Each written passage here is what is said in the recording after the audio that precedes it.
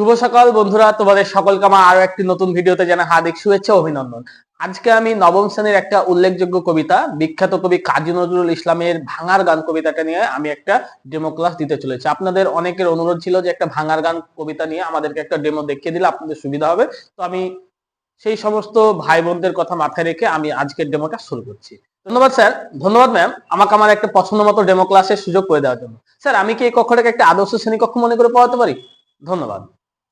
সুপ্রভাত আমার শিক্ষার্থী বন্ধুরা, তোমরা প্রত্যেকে কেমন আছো?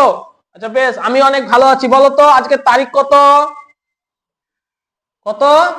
29/12/2025। আমি এখন কোন শ্রেণীতে দাঁড়িয়ে আছি? নবম। আমি কোন বিষয়ে শিক্ষক মশাই? বাংলা। আজকে আমরা এমন একজন ব্যক্তির লেখা সম্পর্কে জানবো যার সম্পর্কে যতই বলা হবে ততই কম।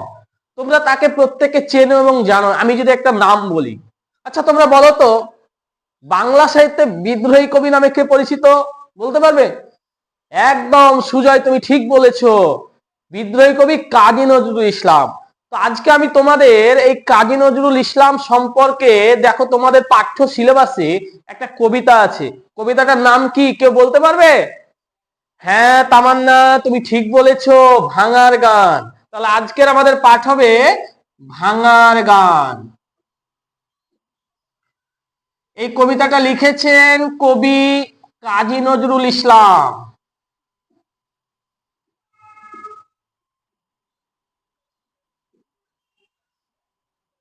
তোমাদেরকে একটু বলি, এটা কবিতা হলেও এটা কিন্তু এক ধরনের গান।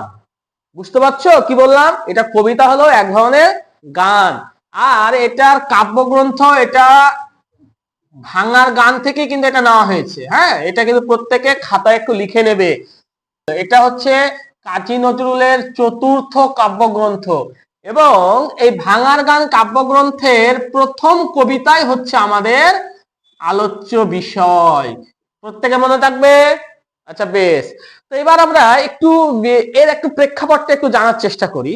এই ভাঙার গান এই কবিতাটা 1924 সালে প্রকাশ হচ্ছে, ঠিক আছে? এবং আমরা দেখতে পাই যে এই কবিতাটা লেখার পেছনে আমাদের কবির কিন্তু বেশ কিছু উদ্দেশ্য ছিল, এবং আমরা দেখেছি যে প্রত্যেকটা গ্রন্থ, কেউ যখন কোনো পুরস্কার, কেউ যখন কোনো লেখে তখন কিন্তু কাউকে উদ্দেশ্য করে বা কাউকে উৎসর্গ করে, তাই তো? আমরা দেখতে পাই এই যে ভাঙার গান এই কবিতাটা রয়েছে, এই ভাঙার গান কবিতাটা কাজী নজরুল ইসলাম মেদিনীপুর বাসীদের উৎসর্গ করেছিল। কি বললাম?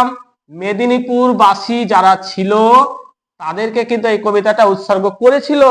এটা আমাদের প্রত্যেককে মাথায় রাখতে হবে, ঠিক আছে? এবার আমাদের প্রশ্ন হচ্ছে, স্যার এটার নাম ভাঙার গান কেন রাখা হলো? প্রশ্ন হচ্ছে। বেশ, ভাঙার গান তার মানে এখানে গড়ার গান কিন্তু বলেনি, এখানে কোনো কিছু গড়ে দেওয়ার কথা বলেনি, এখানে বলছে ভেঙে ফেলো। ভাঙার পরেই তো নতুনের একটা আনন্দ রয়েছে, তাই না? এখানে আমরা যেটা মূল বিষয় জানবো সেটা হচ্ছে কারার ওই লৌহ কপাট।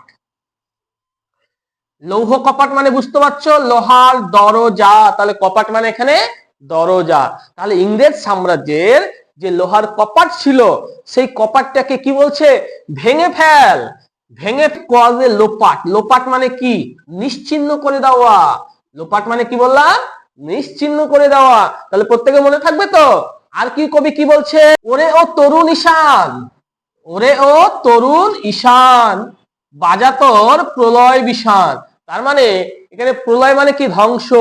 আর তার মানে এখানে ধ্বংসের একটা খেলা এখানে কিন্তু কবি খেলতে বলছেন।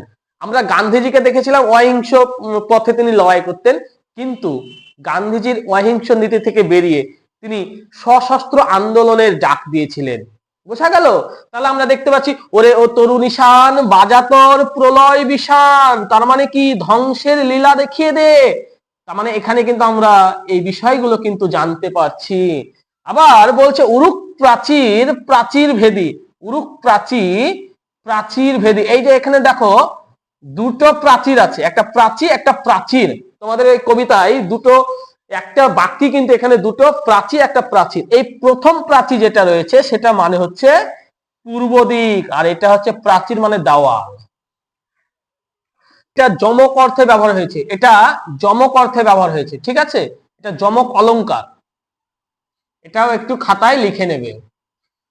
এবার এখানে কবি কি বলছে, মার হাক ওই হৈদরি হাক, তার মানে হায়দারের হুঙ্কার শুনে যেমন প্রতিপক্ষ দল যেমন ভয় পেয়ে যেত, ঠিক সেইভাবে এখানে সমস্ত তরুণ বিপ্লবীদেরকে বলছে মার হাক ওই হৈদরি হাক।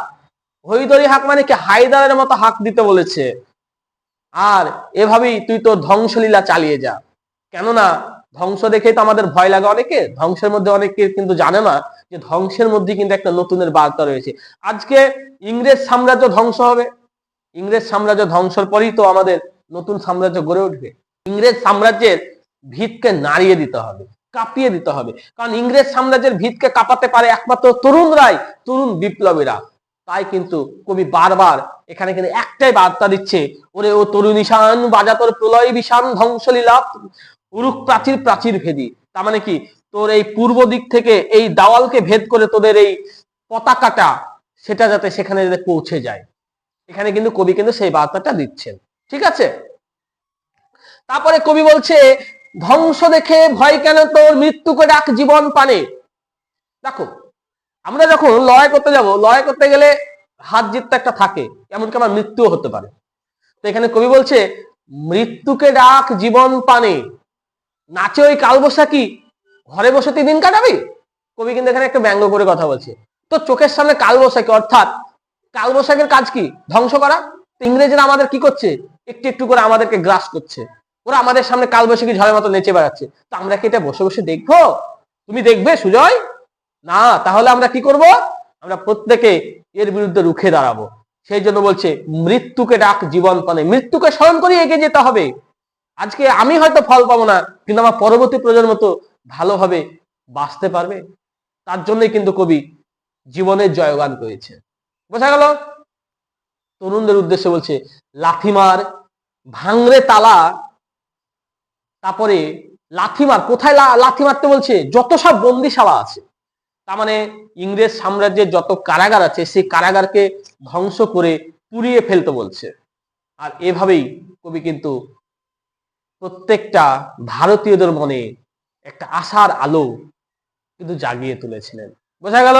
তাহলে এই যে কবিতাটা তোমাদের কেমন লেগেছে? ভালো লেগেছে? বেশ। যদি ভিডিওটা ভালো লাগে তাহলে তোমাদের কাছে একটাই অনুরোধ, একটা লাইক কমেন্টস ও বন্ধুদের মধ্যে শেয়ার করে দেবে। আর তোমাদের পরবর্তী কোন ভিডিও লাগবে সেটা আমাকে অবশ্যই জানাবে, আমি আমার সাধ্যমতো দেওয়ার চেষ্টা করবো। আজকের মতো এটুকুই, দেখা হচ্ছে পরবর্তী কোনো ভিডিওতে। ধন্যবাদ।